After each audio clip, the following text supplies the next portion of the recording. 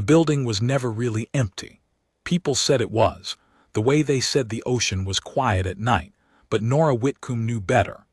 At 11:40 on a Thursday, the bindery floor below her office still ticked and settled, the old radiators knocking like someone politely asking to be let in, and somewhere 2 floors down a man was running a buffer over the lobby marble in slow, patient figure eights. She knew it was a man, and she knew it was figure eights because she had watched him do it for the better part of a year now, on the nights she stayed too late, which was most nights. She didn't know his name. That was the kind of thing she had stopped letting herself notice, because noticing led to learning, and learning led to caring, and caring was a luxury she had budgeted out of her life somewhere around the time her father died and left her a 100-year-old company and a board of directors who smiled at her like she was a problem they hadn't solved yet. The email was still open on her screen. She had read it 4 times. Nora, the Hartley Group has made it plain they won't move forward unless they're confident the leadership is stable for the long term. You know what that means. Mother knows what it means. Sunday would be a good time to put their minds at ease. Gerald. Her Uncle Gerald had a gift for making a knife sound like a favor, stable for the long term. What he meant, what they all meant, was that a 38-year-old woman who lived alone and worked until midnight could not be trusted to steward Whitcombe Bindery into its 2nd century. What he meant was that her cousin Marcus, who had never bound a book in his life but had a wife and 2 photogenic children and a handshake that investors liked, was waiting in the wings. What he meant was sell. The Centennial Gala was Sunday, 100 years to the day since her great-grandfather had bound his first ledger in a rented room above a fishmonger's. The whole board would be there. The Hartley people would be there. Her mother would be there, in pearls, watching Nora the way she always did, with that particular blend of love and disappointment that had taken Nora most of her adult life to stop trying to fix. She closed the laptop. The screen's glow died and the office went soft and amber under the single-desk lamp, and the buffer downstairs kept up its slow figure eights, and Nora put her face in her hands and laughed, once, because the alternative was something she didn't have time for. She took the elevator down. She didn't decide to, she just found herself in it, the way you find yourself at the fridge at 2 in the morning, looking for something that isn't food. The lobby was the only beautiful part of the building, and her father had known it, which was why he'd spent money on it that the accountants had wept over. Black and white marble, a vaulted ceiling, and a wall of leather-bound spines behind glass. Every book the company had made that mattered, 100 years of them, lit from below like relics. The man with the buffer had it gleaming. He turned it off when the elevator dinged, and now he stood there with one hand resting on the machine's handle, watching her come, not the way men sometimes watched her, but the way you watch weather come in over a field. "You're here late," he said. "So are you." "It's my job to be here late." He had a low voice, unhurried, with something dry tucked under it. He was older than she'd assumed from 2 floors up, 50 maybe, with gray coming in at the temples and a face that had been weathered by something.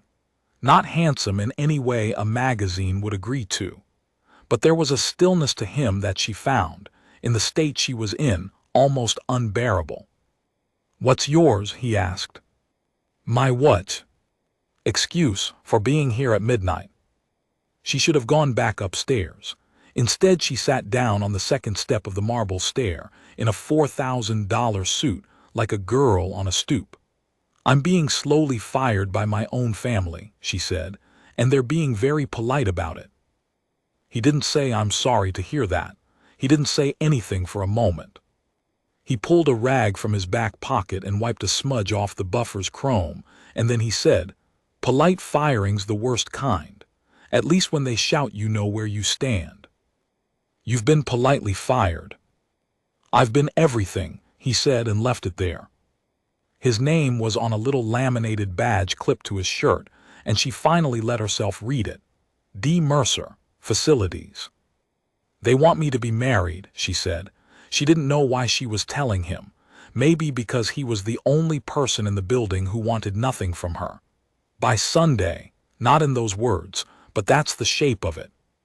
Hartley won't sign with a single woman running the show, and my uncle would rather burn the place to the ground than let me keep it, and my mother thinks a husband would fix me.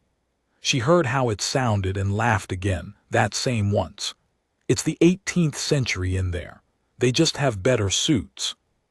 Mercer leaned on the buffer and considered her with what she'd later understand was his whole attention, which was a thing he gave rarely and completely. So get married, he said.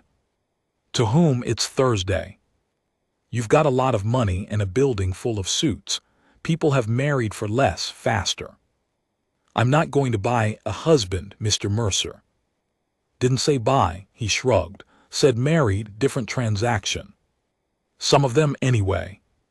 She stood, brushing off the seat of her suit, suddenly aware of how absurd she was being, dumping the wreckage of her week onto a man whose name she'd only just learned.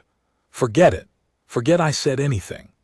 She started up the stairs, then turned, and the thing that came out of her mouth came out lightly, a joke, a tired woman's joke at the end of a long night. You find me a husband by Sunday, she said, and I'll triple your salary. He didn't laugh. That was the thing she'd remember. Everyone laughed at the things she said when she was being funny on purpose, the bored especially, that warm fake laughter. Mercer just looked at her for a second with those weather-watching eyes, and then he nodded slow, like she'd asked him to fix a leak. Sunday, he said. All right. She rolled her eyes and went up. By the time the elevator doors closed, she'd forgotten it, or told herself she had. Friday was a war. She fought it on 3 fronts. The first was the Hartley contract, 400 pages of it, every clause a small door her lawyers wanted left open, and Hartley's lawyers wanted nailed shut. The second was the floor.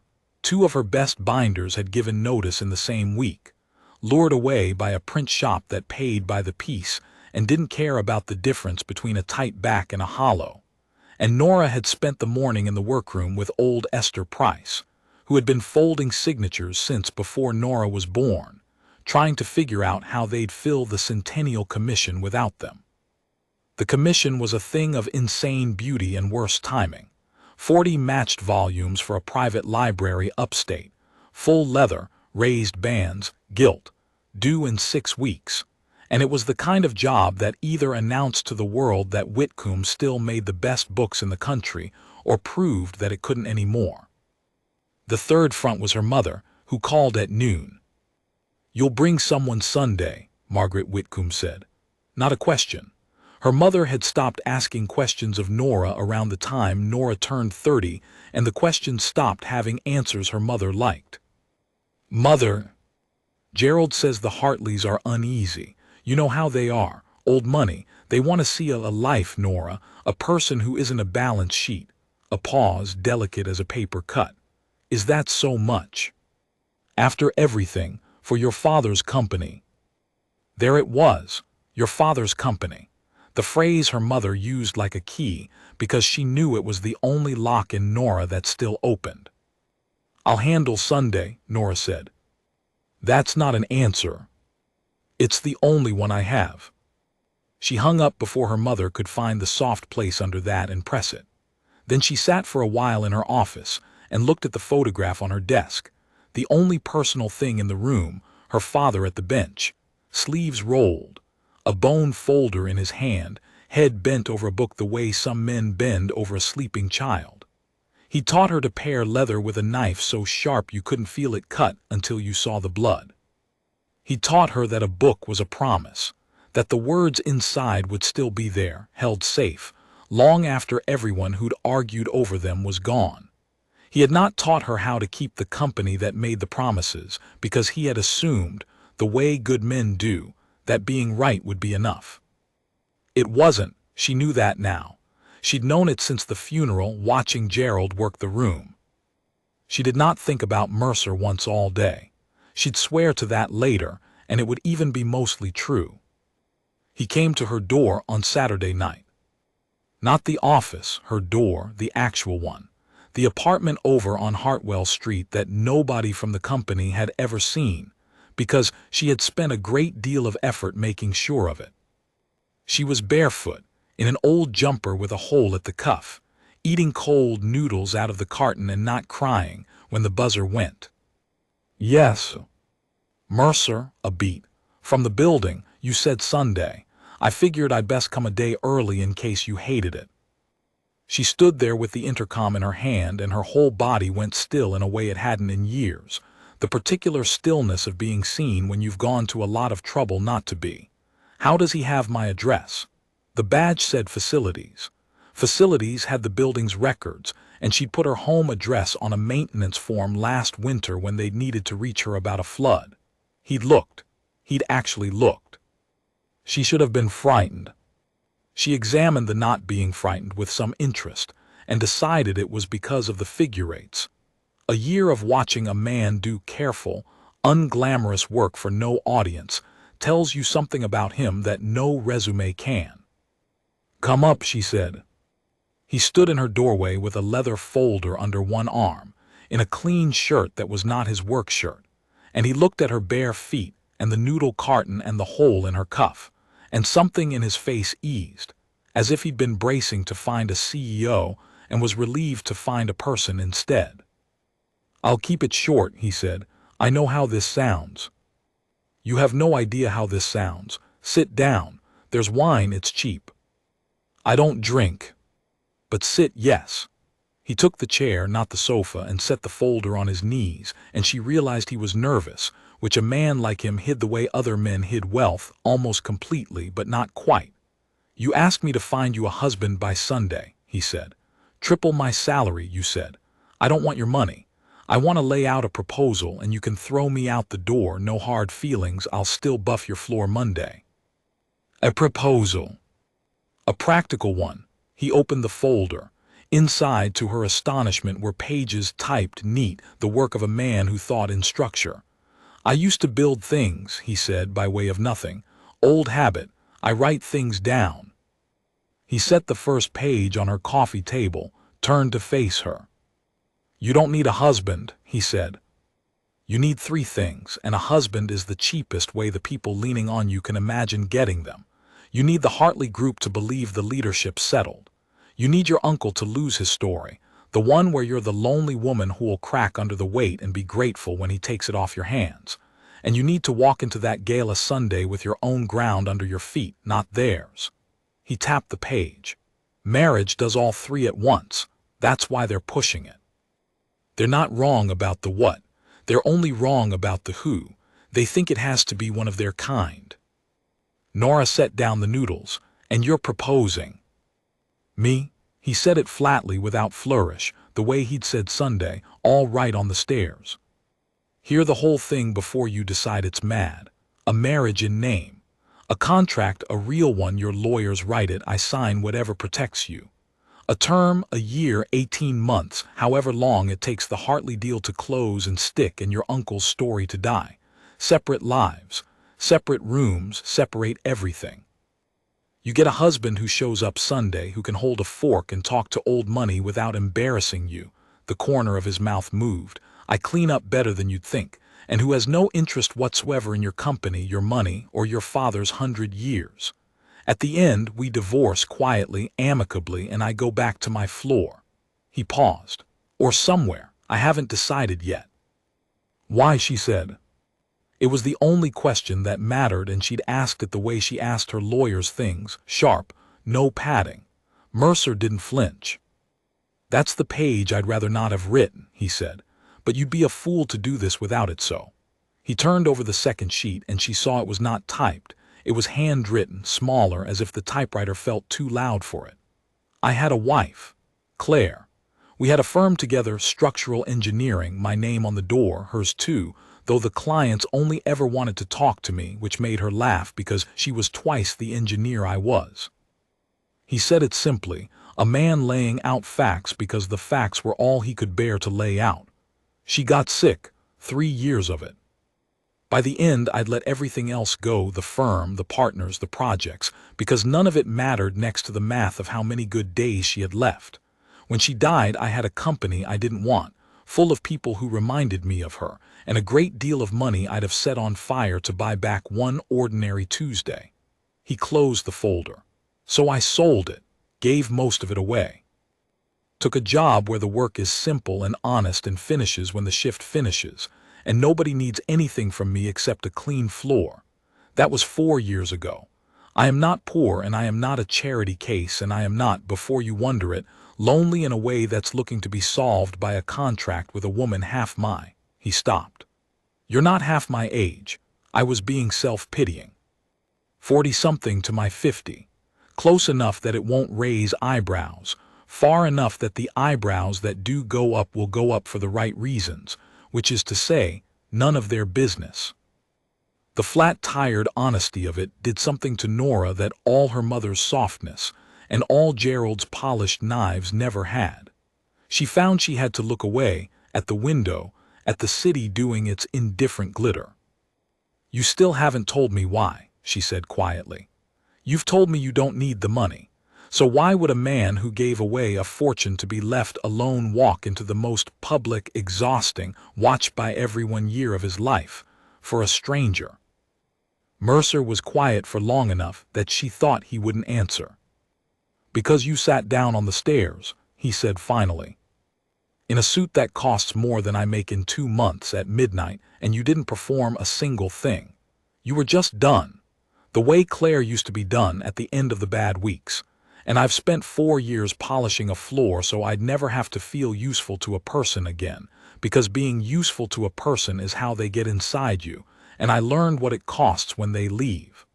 He met her eyes. And then you said find me a husband by Sunday like it was a joke, and I went home and couldn't sleep, because for the first time in 4 years there was a thing I could actually do for somebody, and it turns out I'm not as cured of that as I thought. He almost smiled. That's the page I didn't want to write. Now you've got it. Throw me out if you like. Nora did not throw him out.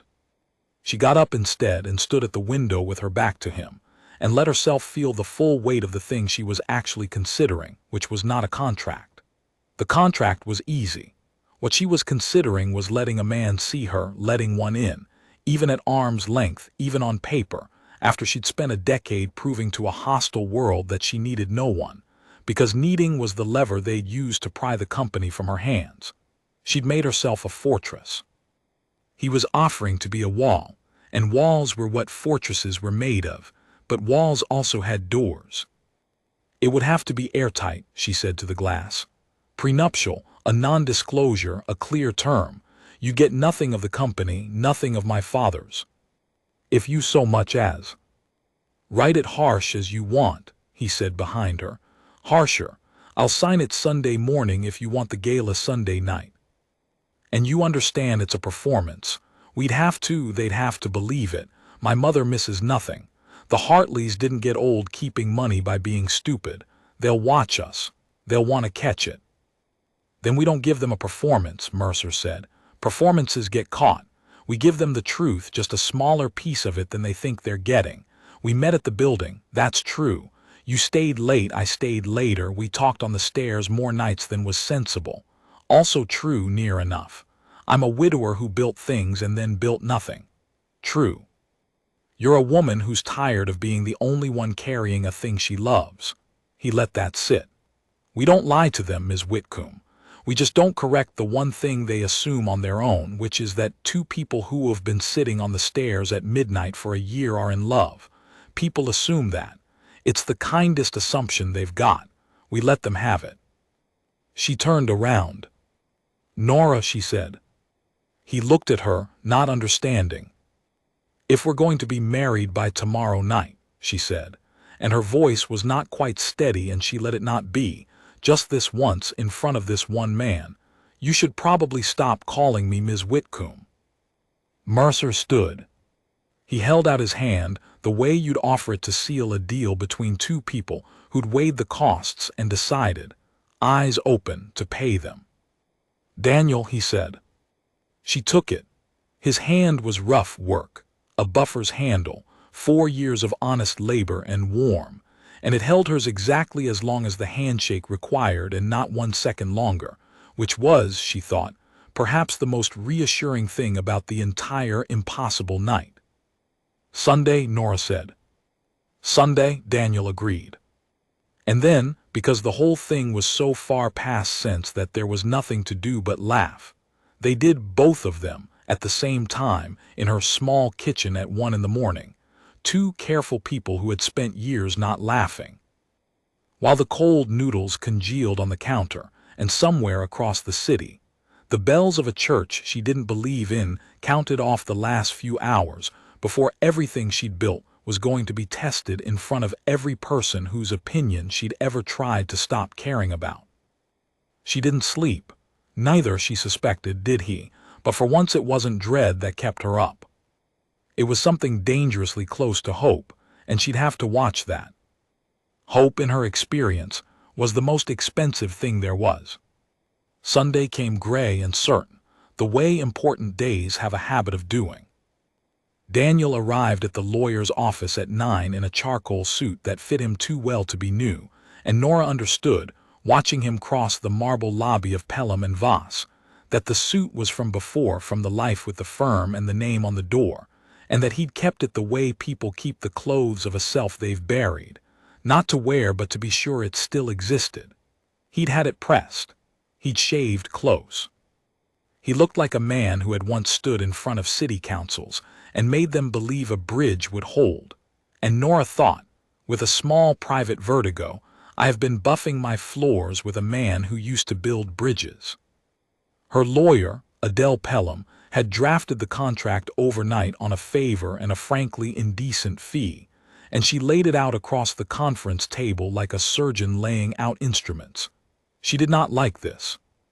She had told Nora so twice on the phone and once again in the elevator, and now she said it a fourth time with her eyes, over the top of her glasses, while Daniel read every page slowly, his finger moving under the lines the way a man reads who has signed bad contracts before and learned the cost. "This clause," he said at one point, tapping it, "the one about my walking away with nothing, you've written it so I forfeit even what I'd be owed for services. Time. You should fix that, it makes the rest look coerced. A man who's promised something has a reason to keep his word. A man who's promised nothing has nothing to lose by breaking it. Pay me $1. He looked up. $1 a year. Then I'm a man under contract, not a man doing a favor he can quit. Your Hartleys would want it that way too. It looks clean." Adele Pelham took her glasses off and looked at him with an expression Nora had never seen her use on a human being, which was respect. "He's right," she said to Nora, sounding personally affronted by it. So they wrote in the dollar. Daniel signed every page. He signed the prenuptial that gave him no claim to Whitcombe bindery, not a thread of leather, not a sheet of paper, not a cent of her father's 100 years. He signed the non-disclosure that would follow him to his grave. He signed the term 18 months, with an early exit the moment the Hartley deal closed and held, and he signed the divorce papers in advance, undated, so that when it ended it would end with a stroke of a pen and no argument, and Nora watched him sign away every possible advantage a man in his position might have grabbed, and she thought, this is the most trustworthy thing a person has ever done in front of me, and it's the act of making himself powerless. Then she signed. And they were not married yet. That took the courthouse, and a judge who owed Adele a favor, and a Sunday morning ceremony in a wood-paneled room that smelled of floor wax and old paper, 2 strangers and 2 lawyers and a clerk as witness, no rings because they hadn't thought of rings, which was its own kind of telling. The judge, a small, fierce woman near retirement, read the words and then stopped before the end and looked at the two of them over her spectacles. "I marry a lot of people," she said. "Most of them are lying to themselves about something. You two aren't, which is rarer than you'd think, even if I can't work out what it is you're being so honest about." She finished the words. "You may," she paused, eyebrow up, "do whatever it is you two do." Daniel offered his hand. Nora, on impulse she'd examine later and not understand, ignored it and kissed his cheek instead. "Quick, dry, the kiss of a colleague at a retirement party, and felt him go still, just for a heartbeat, the stillness of a man who hadn't been touched with any tenderness in 4 years, and had forgotten the body remembers it. "Sorry," she murmured. "They'll expect at the gala I should practice not flinching." "You didn't flinch," he said. "I did." They bought rings on the way to her apartment, at a shop that wasn't grand, because Nora said the grand ones photographed like investments, and she wanted theirs to photograph like a decision. She chose plain bands, his and hers, worn-looking even new. Daniel paid for his own before she could with cash, and when she protested he said only, "A man buys his own ring, Nora. If we're doing this we do the small things right or the big ones won't hold." And she let it go, because she was learning that he was almost always right about the small things, and that it was the small things with him that meant the most. The gala was held in the bindery itself.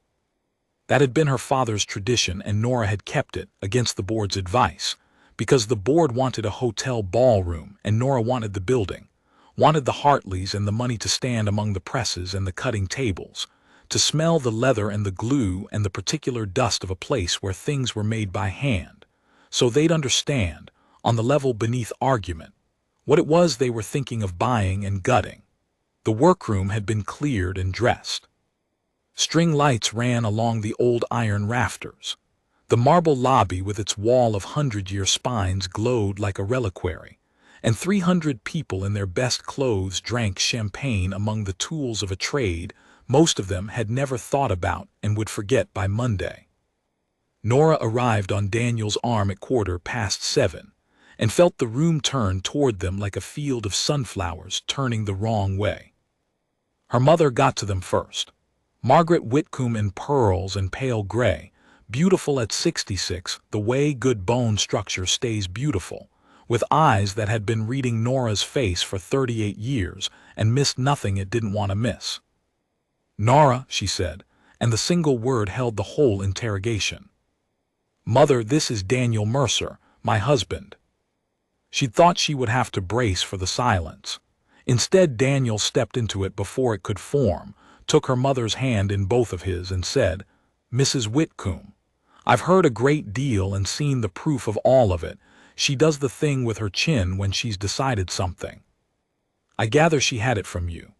And he smiled, not the salesman's smile Nora had feared, but something quieter, and her mother, her unmovable, undeceivable mother, was so thrown by being seen instead of charmed that she laughed, a real startled laugh, and Nora felt the floor of the evening steady under her by a single crucial degree. "Where did she find you?" Margaret asked, recovering, looking him over with frank appraisal. "She didn't," Daniel said. "I found her. She was sitting on the stairs." It was true, and it had the unbeatable weight of true things, and Margaret heard it and her appraisal shifted into something Nora hadn't seen aimed at any man Nora had ever brought near her, which was interest.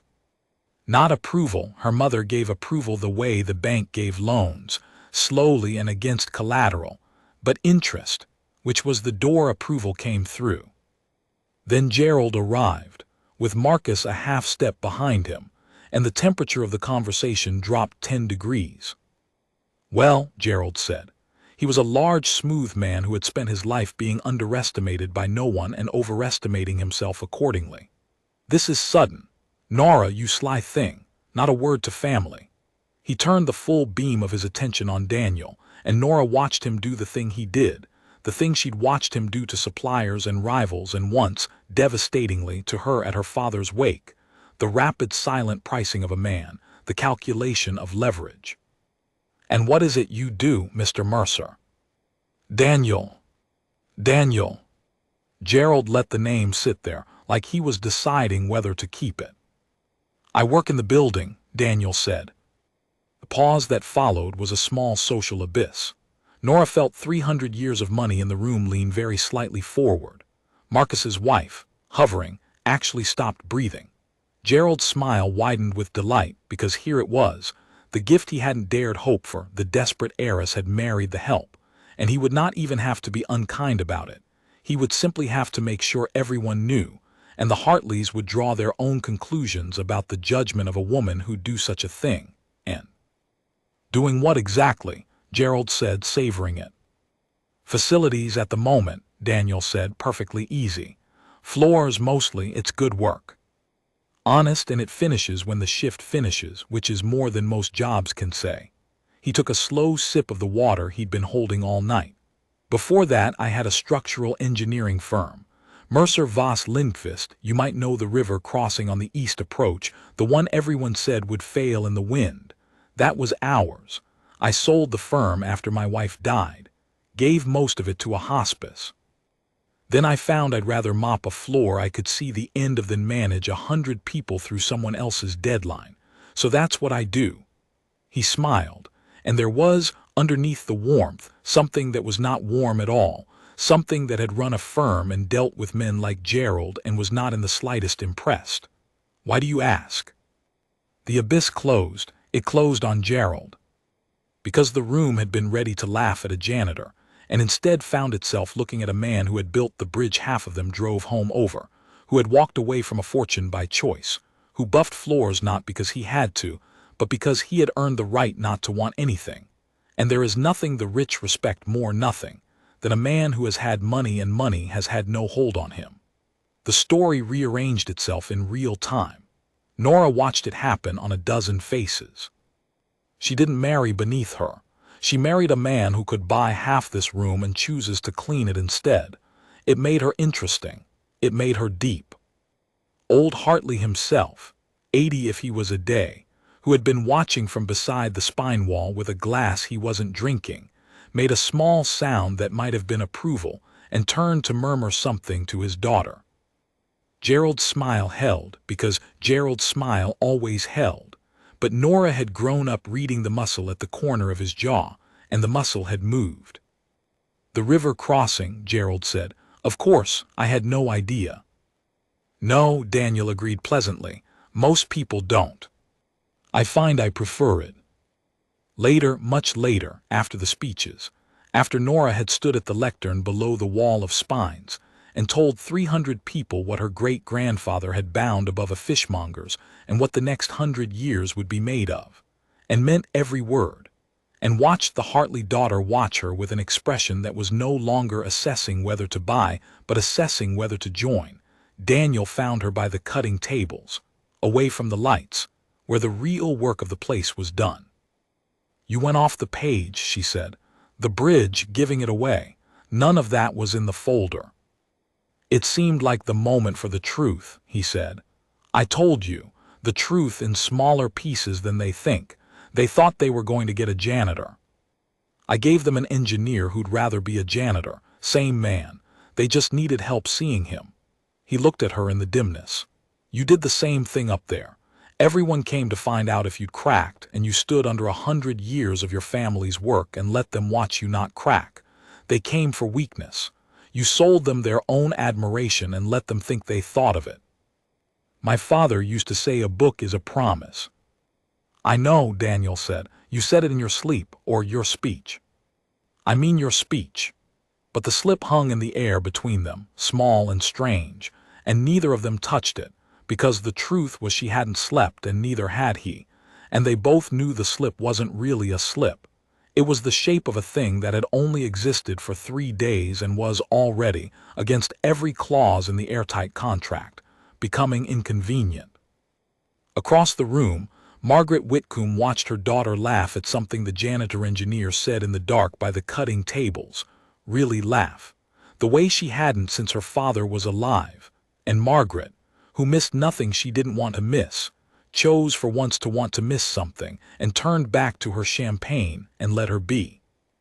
Old Hartley signed the letter of intent on Tuesday.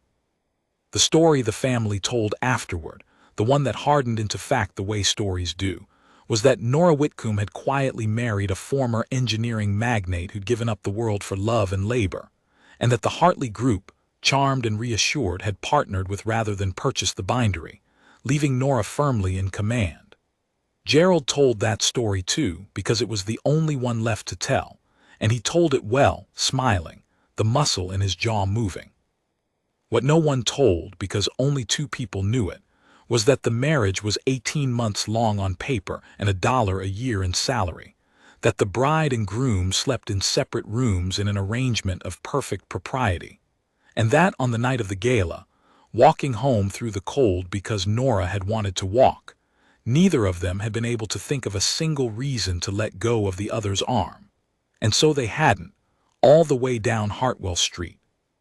Two careful people who'd signed a contract to feel nothing and were already, quietly, in trouble. The first month, they got their stories straight. This was Daniel's idea, and it was a good one. A marriage that wanted no questions still got them, and a couple who fumbled the small facts, what they ate, what they argued about, whose family did Christmas, gave themselves away faster than any grand mistake. So on the third evening of being married, they sat in Nora's kitchen, the good one she'd finally let him into, and built a history. "Favorite meal," Daniel said, pen out, the engineer making a spec sheet of a marriage. "I don't have time for favorite meals. Everyone has a favorite meal. Yours is the thing you eat when you're sad." She thought about it longer than the question deserved. "Toast," she admitted, "with too much butter. My father made it on the bad nights.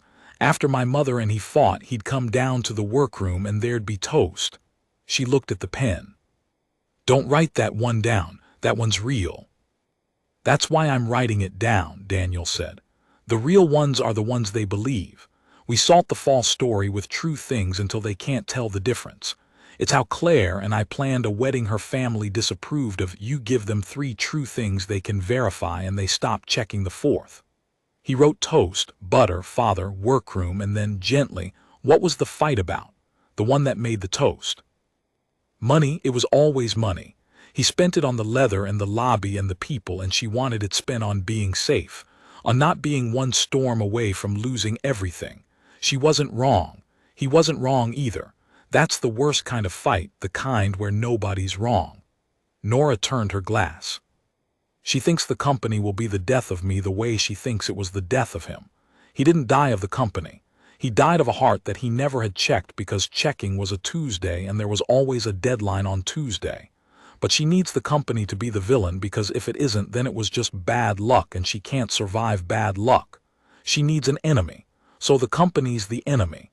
And I'm married to the company. So." She didn't finish. Daniel set the pen down. "You don't have to make the false story tonight," he said. "We've got the true ones. That's enough to be going on with." It was the first time she understood that he was not, despite the contract, a man who would only take from her the pieces the deal entitled him to. He took the toast and left the rest sitting on the table, untouched, hers. The commission nearly broke them in the 6th week, and it had nothing to do with the marriage. 40 matched volumes, full leather raised bands, gilt, for a private collector upstate named Asher who had more money than patience, and a deadline that had been insane when it was signed and was now, with 2 binders gone to the piece-rate print shop, approaching impossible. Esther Price could fold and sew faster than anyone alive, but Esther was 79, and her hands had begun in the last year to do a thing in the mornings that she hid from Nora, and that Nora pretended not to see. The forwarding, the rounding and backing, the lacing in, the work that gave a book its spine and its strength, needed 2 more pairs of hands that knew what they were doing, and the only 2 pairs that had known had walked out the door for better money. Nora found out how bad it was on a Friday in the workroom, when Esther finally sat down on a stool in the middle of the day, which Esther never did, and said, "Nora, love, I can do the sewing or I can do the forwarding. I'm one woman. I can't do both and have them right, and I won't give that man 40 books that'll break their backs in 10 years just so we hit a date. Your father would rather we lost the job." "My father would rather we kept the company," Nora said, and heard how sharp it came out and saw Esther flinch and hated herself. She went home that night with the whole structure of the thing collapsing in her head. Lose the commission. Lose the proof that Whitcombe could still make the best books in the country. Hand Gerald a story about a company that took jobs it couldn't finish. And she walked into the apartment, and Daniel took one look at her face and put the kettle on without a word, and made her toast with too much butter. And she stood in her own kitchen and cried for the first time in front of another adult since the funeral. Ugly and exhausted and furious at herself for it. "It's a book problem," she said when she could. "It's the stupidest thing. It's not even the company, it's 40 books and not enough hands, and I can't fix it with money because the hands that matter don't grow back in 6 weeks. "How many hands?" Daniel said. She looked at him. "How many?" he said again. "And to do what exactly? Walk me through the forwarding. The part Esther can't double up on." He pulled out a chair, and the pen, and the folder, and Nora, because she had nothing left to lose, and because explaining it to someone calm was the only thing that had ever cleared her head, sat down and walked a former structural engineer through the mechanics of how a book is made strong. How the sewn block is rounded with a hammer into a convex spine. How it's backed to make the shoulders the boards will sit against. How the cords are laced into the boards so the cover and the body of the book become one structure that opens 10,000 times and never lets go. And Daniel, halfway through, got very still, in the way she'd learned meant something was happening behind his eyes. "That's a load path," he said. "The rounding, the backing, the lacing in. You're not decorating a book. You're routing the stress of every opening through the joint and into the board so the spine never carries it alone. It's a hinge designed to fail last." He looked up. "Nora, I've spent 30 years designing hinges that fail last. I can't do Esther's sewing, that's a craft, that's 40 years in her hands, I'd ruin it. But the forwarding's a structure. Show me the rounding once and let me practice on the rejects. And in a week I'll be slow and ugly, but I'll be right. And slow and right with you and Esther sewing is more hands than you had yesterday. You have a job." "I have a job I took because it finishes when the shift finishes." He almost smiled. "I'll buff the floors at night and round your spines by day. I've had less sleep for worse reasons." It should not have worked. That was the thing Nora kept coming back to after. A 50-year-old engineer learning a binder's forwarding in 6 weeks, under a deadline, on a craft that took a lifetime. It should have produced 40 broken-backed books and a lawsuit. But Daniel did not learn it the way a binder learned it, by feel, over decades. He learned it the way an engineer learned it, by understanding precisely what each motion was for, and he was clumsy with the hammer and his first 10 spines were, in Esther's blunt assessment, shameful, and his 11th was acceptable, and his 20th made Esther stop and pick it up and turn it in the light and say nothing for a long time, which from Esther was the highest praise that existed. They made the 40 books. Nora and Esther sewed until their fingers bled, and Daniel rounded and backed and laced until his hands, already rough from the buffer, cracked and healed into something harder. And at 2 in the morning, 11 days before the deadline, the 3 of them sat on the workroom floor among the boards and the bone folders and the smell of glue, drinking tea, and Esther looked at Daniel and said, "Where'd she find you?" "On the stairs," Daniel said. "Bollocks," said Esther, who was Lancashire under 50 years of America and got more Lancashire the later it got. "She found you and didn't tell me, and I've been folding paper in this building since before her father wore long trousers, and I want it understood that I am owed an apology." She drank her tea. "He'll do," she said to Nora, which was, Nora understood, the most important verdict the evening would produce, more important than Hartley's, more important than her mother's, because Esther had loved her father and had buried 2 husbands and a son and did not say he'll do about men. "He's not afraid of the work and he's not afraid of you. Keep him." The contract said 18 months. Nora drank her tea and didn't correct her. Asher came for the books himself. He was a thin, sharp, unsmiling man who had made his money in a way nobody quite specified and spent it on objects, and he had a reputation for finding the flaw in anything and using it to renegotiate the price. He went through the 40 volumes one at a time at the long table in the lobby, under the wall of spines, opening each one, listening to the joint, running a thumb along the bands, holding the gilt to the light. Nora stood with her hands behind her back so he wouldn't see them shake. Daniel stood beside her, at the precise distance a husband stands, neither hovering nor far. At the 31st book Asher stopped. He opened it, closed it, opened it again. He pressed the spine flat against the table and watched the way the pages fanned, and he frowned. And Nora's heart did something painful, because the 31st was one of Daniel's, one of the early acceptable ones before his 20th, and this one, Asher said, is different from the others. The lobby went quiet. Gerald, who had come, uninvited, in the way that Gerald came to things, to be seen approving or to be positioned for the kill, drifted closer. The joint, Asher said, on this one the shoulders a hair deeper, the book sits open more easily, it's not the same hand as the rest. He looked up and his sharp eyes went from Nora to Daniel and back. You used 2 forwarders. 3, Nora said. There was no point lying to a man who'd felt the difference through leather. One of them learned the craft for this commission. That's his book. The shoulders deeper because he overcorrected early on before his hands settled. You're holding the proof that he's human. She lifted her chin, the thing she had from her mother, and did not apologize because her father had never apologized for the leather. If you want the perfect 40, I'll have it remade in 8 weeks. If you want 40 books made by 3 people who didn't sleep so that a 100-year-old promise got kept on time, you're holding it, and the imperfect one's the best of the lot because it's the only one where you can feel the person. Asher held the 31st book for a long moment. My grandfather, he said, was a bookbinder in Vienna before. He didn't say before what, he didn't need to. He used to say the machine-made book is perfect and the hand-made book is true, and that a man should own at least one true thing. He closed the book, set it gently atop the stack, and for the first time since he'd arrived, the sharp, unsmiling face did something at the edges. I'll take the human one home myself. The rest can ship. He looked at Daniel. Who taught you?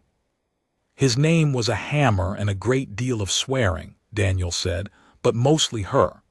He tipped his head at Esther, who had appeared in the workroom doorway with her arms folded, pretending not to listen. 40 years in her hands. I borrowed 6 weeks of it. Asher paid in full. He paid, in fact, a premium, which he wrote into a note in a hand so precise it might have been engraved. And the note said the premium was for the true one. And Nora kept that note in the drawer with her father's photograph and the bone folder. And Gerald watched the whole thing from 8 feet away with his smile holding and his jaw working, because he had come to watch a deadline collapse and had instead watched his niece's company become, in front of the kind of client whose word made markets. The place that made the true ones. That was the night Gerald stopped trying to take the company by telling a story about a weak woman, because the story no longer had anywhere to stand. It was also the night he started trying to take it a different way, and the new way was worse, because the new way went after the one true thing Nora had let herself have. It began with a question at a family dinner, which was where Gerald did his real work, because family dinners had witnesses and no minutes. 18 months, Gerald said over the roast to know one and everyone. That's the term, isn't it, on the arrangement. He smiled at Daniel down the table. Forgive me. Adele Pelham does excellent work, but lawyers talk, and a prenuptial that specifies a term is an unusual document for 2 people in love. The table went still. Margaret's fork paused. Marcus's wife looked at her plate. Nora felt the floor she'd built over the last 14 months. She'd stopped counting it as a contract somewhere around the 31st book, tilt under her. She had not expected him to find it. She had been a fool. Lawyers did talk. A clerk could be bought. An undated divorce filed in advance was the kind of thing that left a trace if a man with money and motive went looking, and Gerald had both and had been looking since the gala. It's a post-nuptial, Daniel said into the silence, perfectly calm, buttering bread. Not a prenuptial, the term's the term of a trust arrangement, not the marriage. Nora's father left the company structured in a way that needed sorting, and the cleanest fix ran 18 months. Adele will have used the same boilerplate for both documents. That's where the confusion comes from. I'd be careful repeating a half-read clause at a dinner table, Gerald. People might think you'd been reading your niece's legal papers without her knowledge. He set the bread down. I know I'd think it. It was a complete fabrication, delivered with the unhurried authority of a man who had stood in front of city councils. And it was so confident and so specific and so faintly threatening at the end that it sailed straight over the table and out of reach. And Gerald, who could not produce the actual document without admitting he'd obtained it improperly, was left holding a half-read clause and an implication that he'd been snooping, which the whole table had now heard. But Nora saw what Gerald saw in the half-second before he recovered, that Daniel had answered too fast and too completely. A husband caught off guard fumbles. A husband who'd rehearsed the cover story for a contract marriage doesn't. The lie was perfect, and its perfection was the tell to a man like Gerald, who had been lying at dinner tables his whole life and knew the sound of a prepared one. Gerald let it go. He smiled and changed the subject and complimented the roast. But under the table, where no one could see, Nora found Daniel's hand had found hers, and was holding it not for the performance, because no one could see it, but for the simple animal reason that two people frightened in the same direction reach for each other. And she held it back, and understood with a kind of falling that the contract had a clause for everything except this, and this had happened anyway. They didn't talk about the hand. They were both too careful for that. But the thing that had been inconvenient since Hartwell Street stopped being inconvenient and started being a fact, the way a hairline crack stops being a flaw and starts being the place the structure will eventually give. It came out sideways, the way real things do, on an ordinary Tuesday in the workroom after everyone had gone. She'd been telling him about her father, the heart, the unchecked Tuesday, the deadline that had always been more important. And Daniel had been quiet a long time, rounding a spine he didn't need to round, and then he'd said without looking up, Claire's deadline was a Tuesday too. The day we'd had a date for a scan, a hope, a stupid hope, and there was a deadline at the firm, and I had my hand on the phone to push the scan a week so I could. He stopped. The hammer was very still. I didn't. I went to the scan. It was the last good news we ever got, and it was nothing. It didn't change anything. She died anyway, but I was there. And I have spent 4 years being grateful to the version of me who put the phone down, because if I'd pushed the scan for a deadline, I would not have survived it. He looked up at her, finally, across the boards and the bone folders. Your father put the phone down on the scan his whole life. That's all. He wasn't careless. He was a man who believed there'd always be a next Tuesday to be checked on. Most of us believe that. He just ran out of Tuesdays before he got to the one where he'd have gone. He set the hammer down. He didn't choose the company over his life, Nora. He just thought he had more time than he had. Everyone does.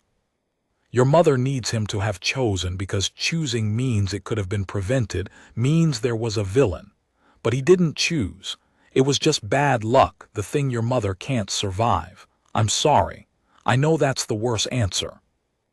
Nora sat down on the workroom floor among the books, in the place she'd cried 14 months ago. And this time she didn't cry, she just breathed, because he'd handed her the one thing no one in her family had ever been able to give her, which was permission to stop being angry at a dead man for dying. You keep doing that, she said eventually. Doing what? Taking the true thing off the table and leaving it with me. She looked at him. The toast, the scan, my father's heart. You keep handing me back the pieces of myself I'd written off and saying, here, this is yours, you can have it. Nobody's done that since he died. Everybody else has wanted to take a piece. You keep giving them back. Daniel didn't answer for a moment. Then he said, very carefully, like a man testing a joint he wasn't sure would hold. There's 6 weeks left on the term. I know. The Hartley deal closed and held. By the contract, either of us can file the undated papers any day now. Clean, amicable. I go back to my floor. He turned the bone folder over in his cracked hands. I'm not going to file them. I want that on the record because you're a woman who likes things on the record. I'm not going to file them, and I'm not going to ask you not to, because the whole point of the $1 a year was that you could walk away from me costing you nothing, and I'm not going to take that away from you now by making you feel you owe me something. So I'm just saying it. Once. And then I'll never bring it up again, and if you file them I'll sign them the day they arrive and buff your floor the next morning and never say a word. But I'm not going to file them. That's all. That's the whole thing I had to say. And he went back to rounding a spine that didn't need rounding, his ears slightly red, 50 years old and braver than any clause in any contract. And Nora sat on the floor of her father's company among 100 years of kept promises, and understood that the most expensive thing there was had finally, against her every defense, gotten in. She did not answer him that night. She was, after all, her mother's daughter, and she did the thing with her chin, and she made him wait not out of cruelty, but because she'd learned from him that the small things had to be done right or the big ones wouldn't hold, and this was the biggest thing, and she wanted to do it right. What she did instead was reach over, take the bone folder out of his hand, set it down, and hold the hand itself in the lamplight in the empty workroom, the way they'd held under the dinner table, except that now there was no one to perform for and no contract that covered it and nothing making them do it at all. There's 6 weeks left on the term, she agreed. Let's not waste them. Gerald made his move at the worst possible moment, which was, of course, the point. Bad men with patience always wait for the moment that costs you the most. The moment was the partnership vote. The Hartley deal had closed in principle, but principle and signature were 2 different countries, and between them lay a board meeting, the one where the Whitcombe directors and the Hartley representatives would formally ratify the structure that left Nora in command. It was, on paper, a formality. Old Hartley had given his word, and Old Hartley's word was the kind that markets ran on. But formalities have a quorum and a vote, and Gerald had spent 14 months doing the only thing he was truly gifted at, which was finding the soft place in a room and waiting beside it. He stood up before the vote. He had a folder. Of course he had a folder. He'd learned, watching Daniel at the dinner table, that a folder gave a thing weight, and he decided to beat the engineer at the engineer's own game. Before we ratify, Gerald said, smooth and grave and sorrowful, the very picture of a man doing a painful duty, I think the partners deserve to know the full character of the leadership they're binding themselves to.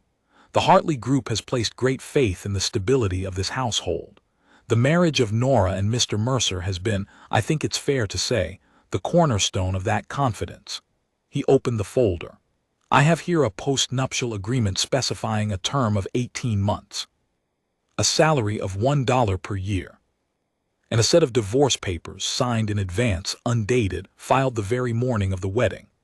He set them on the long table, and the photocopies fanned out under the boardroom lights, and the room Hartley's people, the Whitcombe directors, Marcus looking ill, Margaret very still at the end in pearls, went silent in a way that had teeth. It was never a marriage. It was a contract. A janitor hired by the year to play a husband long enough to fool you into signing. I'm sorry, Nora, I am. But these people are about to commit a fortune on the strength of a performance, and they have a right to know they've been deceived. He had obtained it improperly. Everyone knew that. But it didn't matter because the documents were real, and a real document on a boardroom table does not care how it got there. Nora sat very still and felt the 14 months go out from under her like a floor. Because it was true. That was the unbearable part. Every word of it was true. They had signed a contract. He had been $1 a year. The papers were filed in advance. And the truth, when it's the kind of truth that started as a lie, doesn't have a defense because every honest thing you say after sounds like one more layer of the original deception. She could say, but it became real, and it would sound exactly like what a woman caught in a fraud would say to save the deal. Old Hartley turned his papery face toward her, 80-some years of reading people. Is it true? He asked. Not unkindly. That was worse than unkindly. Did you hire him? And here was the moment the whole story had been walking toward, and Nora understood it, sitting there. She could lie. She could do what Daniel had done at the dinner table, produce a confident, specific, perfect denial. It's a trust structure. Gerald's misread it, and she was good enough now, after 14 months beside a master of the smaller piece of the truth, to maybe pull it off. Hartley wanted to believe her. The deal wanted to close. One good lie and it held. She looked down the table at Daniel. He was watching her with no expression at all, the weather-watching stillness, and she understood that he would back whatever she said. If she lied, he would lie with her beautifully, and they'd save the company, and they'd go home, and the thing between them would survive. But it would survive the way a book survives that's been bound around a flaw, opening fine for years, and then one day giving at the joint, because a structure built on a buried crack always finds it again. A book is a promise, her father had said, that the words inside will still be there, held safe, long after everyone who argued over them is gone. She stood up. "Yes," Nora said, "it's true, all of it. I'll save you the cross-examination." The silence changed quality. Gerald's face began, very slightly, to fill with the particular light of a man watching a thing fall the way he'd planned. 14 months ago, Nora said, my family decided I couldn't be trusted to run this company alone, because I was a single woman who worked too hard and let no one near her. And the polite version of that decision was that I should produce a husband by the centennial to reassure you, she nodded at the Hartley side, that the leadership was stable. As if a ring makes a woman competent. As if I hadn't already kept this place alive for 3 years by myself while my uncle waited for me to crack. She let that land. Marcus was studying the table. So I made a joke at midnight to the man who buffed our lobby floor. I told him to find me a husband by Sunday and I'd triple his salary. And he came to my door the next night with a folder and a proposal and a contract that gave him nothing, no claim on this company, not a thread of it, $1 a year, divorce papers signed in advance so I'd never be trapped. He made himself powerless on purpose in writing so that I could trust him. That is the document my uncle is waving at you. It is not proof of a fraud. It is the most honest thing a man has ever done in front of me, and Gerald found it by reading my private legal papers without my knowledge, which I'd think about, before I took his word over the evidence in front of you. That doesn't change what it is, Gerald said, but a half step less smooth. No, Nora agreed. Let me change what it is. You want to know whether the leadership of this company is stable. Here's the stability you're buying. She turned to the Hartley side, and she stopped performing, the way she'd stopped on the stairs 14 months ago and just told them. When the Centennial Commission almost collapsed because 2 of my binders walked out, when I had 40 volumes due and not enough hands and no way to buy more in time. That man, a structural engineer who walked away from his own firm, learned a craft that takes a lifetime, in 6 weeks, by understanding it as a problem of load and stress. And he rounded and backed and laced 30-some books with his hands cracking open, so that a 100-year-old promise got kept on time. Mr. Asher took the imperfect one home himself and called it the true one. That's in your due diligence. You just didn't know who made it. Her voice didn't shake. I didn't hire a husband in the end. I started to. And then I spent 14 months married to a man who handed me back every piece of myself my family had written off, who learned my father's trade to save my father's company, who lied to protect me at a dinner table, and then refused to lie tonight when lying would have cost him nothing. Because I asked him to back whatever I said, and the thing he chose to back was the truth, even knowing it might lose us everything. That's the leadership you're buying into. A woman who'd rather tell you the embarrassing truth than close the deal on a lie, and a man who'd rather lose than let her do it dishonestly. If that's not stable enough for the Hartley Group, then you should walk, and I'll run this company alone the way I did before any of you needed reassuring, and I'll be fine, because I always was. She sat down. The silence after was a different animal entirely. Old Hartley was the one who broke it, And he did it by laughing, a dry, astonished, delighted old man's laugh. The laugh of someone who had spent 60 years in rooms full of people lying to him, and had just, against all odds, been told the truth in one. "My God," he said, "she means it." He looked at Gerald with the contempt of the very old for the merely cunning. "You brought me a marriage contract and thought it would frighten me. Son, I've signed 4 prenuptial agreements and I'm married to the same woman in all of them." People who write the worst case down on paper are the people who intend to keep their word. It's the ones who won't sign anything you have to watch. He turned to Nora, and the papery face was kind now, openly. "My grandfather knew your great-grandfather. Did you know that? Bound his ledgers above the fishmonger's. My family has owned a great many true things over the years, and I'll tell you what I told my own children. You can't buy the truth, you can only catch it being told." He put his hand flat on the table, which was, in the old gestural language of men like him, a vote. "I'm in. I was in before this, but now I'm in. And I'd like to meet the man who learned to bind a book in 6 weeks, because that's the only person in this room I haven't been introduced to who's worth the trouble." The vote, when it came, was not close. Gerald gathered his folder with hands that were not quite steady and left before the formalities ended, and he did not say goodbye, and Nora watched him go and felt, instead of the triumph she'd expected, a small clean pity, because she finally understood that her uncle had never wanted the company at all. He'd wanted to win. The company was just the thing he'd chosen to win, and now there was nothing left to win, and a man like that with nothing left to win is the loneliest thing there is. She didn't hate him anymore. That was its own kind of freedom, and it had cost her nothing, which made it the cheapest thing she'd gotten in 14 months, and somehow the most valuable. Her mother found her afterward in the lobby, under the wall of spines. Margaret Whitcombe stood beside her daughter for a while without speaking, the two of them looking up at 100 years of leather, and then she said, "I read the papers too. When Gerald showed the family, I knew Nora I've known for months. A mother knows when her daughter brings home a man she's paying to be there." A pause, delicate but not a paper cut this time, something that cost the speaker. "And then I watched. At the dinner when Gerald cornered you, his hand went under the table for yours. He didn't know I could see, and I thought, well, whatever this started as, it isn't that anymore." She turned to look at her daughter, and her eyes were wet, which Nora had not seen since the funeral. "I pushed you toward a husband because I was afraid the company would take you the way it took your father, and I wanted someone in the house who'd make you put the phone down. I thought I'd have to buy you that. I didn't know you'd find a man who'd learn to bind books just to stand next to you in the workroom so you wouldn't be alone in it." She reached up and touched the glass over the spines. "Your father would have liked him. He'd have made him toast."